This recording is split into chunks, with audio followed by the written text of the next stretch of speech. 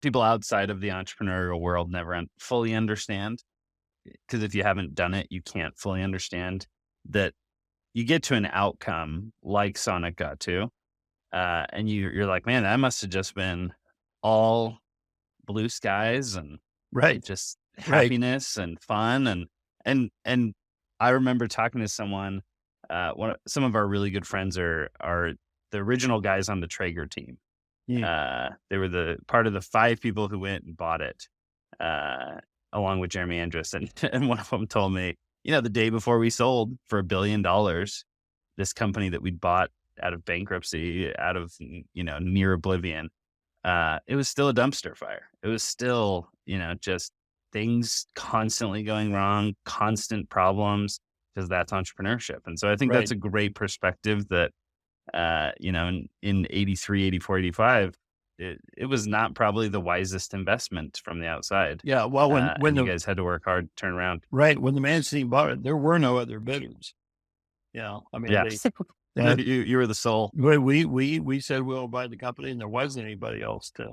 There was not another market. We simply had to get because we're all insiders. We had to get a small regional investment banking firm to deliver an opinion to the effect Yeah. that there was fair value that we paid for the company. And It's crazy. rear view mirror sort of way, it was great value for the company, but in terms of its potential, it was so we got a good deal. Yeah. Yeah. And you're right about the entrepreneurship thing. People can always look at it and say, gee, you really lined it up. You really knocked it out of the park. But the fact is, uh, this is a human endeavor, which means it's not fallible, which means people screw up. And so even with the best laid plans, uh, stuff happens. That's not what you intended.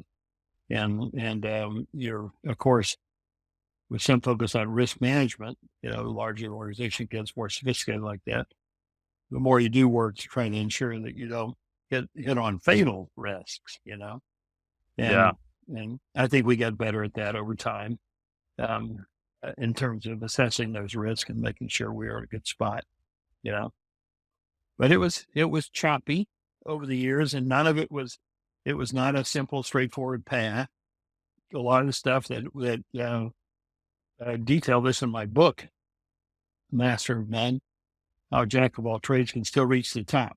I detail the fact that a lot of the things that we did that contributed to our growth, we kind of backed into. They may not even been a Yeah. direct strategy of our own. That they appeared from third parties. They were brought to us by third parties.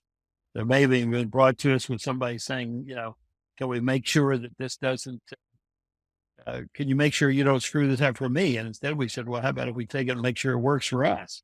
You know? So anyway, which is Yeah. where our ice cream program came from. So a franchisee saying, I'm doing this, will you leave me alone? And my question was, how much are your sales got from ice cream? He said, well, the best store is 30%. I said, well, my word. I'm not going to leave you alone. I want to learn what you're doing. And so we Yeah. learned his program and rolled it out system wide, and it changed the business forever in a hugely positive Yeah. way. Just astounding. But that was not something that we said about as a matter of strategy.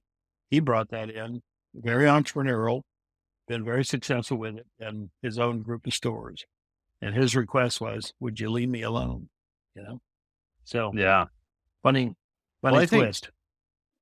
going into that and also with your book a little bit as well, I feel like just noticing that, I feel like I share this. I was telling you before we started that I feel very similar that I'm a master, jack of all trades, master of none. But I think a lot of that, the power in that in entrepreneurship comes from a curiosity.